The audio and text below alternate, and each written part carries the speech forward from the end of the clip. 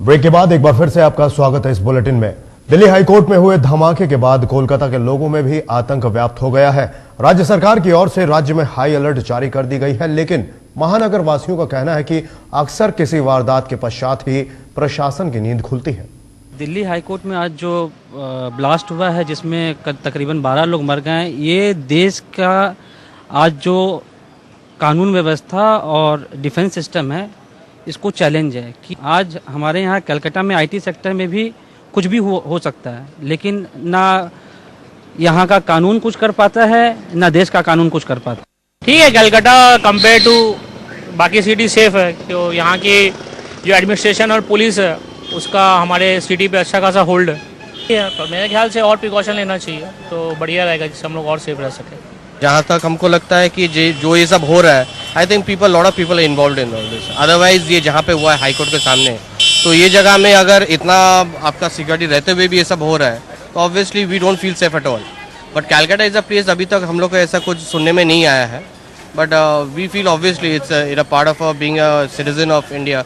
I think we should take care of this, and I think more than this, I think हम लोग का police का जो है that security should be, I think everyone is more और less कहीं ना कहीं हमको लगा इन्वॉल्वमेंट तो है ही।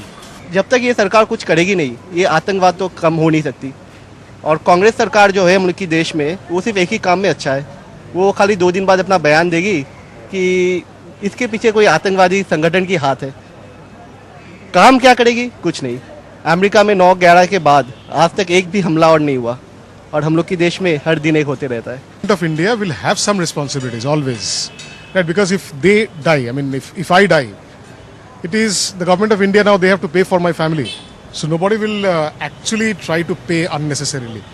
मेरे ख्याल से लाइक सरकार को कुछ तो हुआ ही होगा, महसूस तो कुछ किया होगा वो लोग। अपने आप को कितना सेफ महसूस करते हैं? I don't feel safe at all. तो वो सारे डिपार्टमेंट इकट्ठा आके क्या कर रहे हैं वो मुझे दिख नहीं रहे। As a citizen of India I am not seeing that.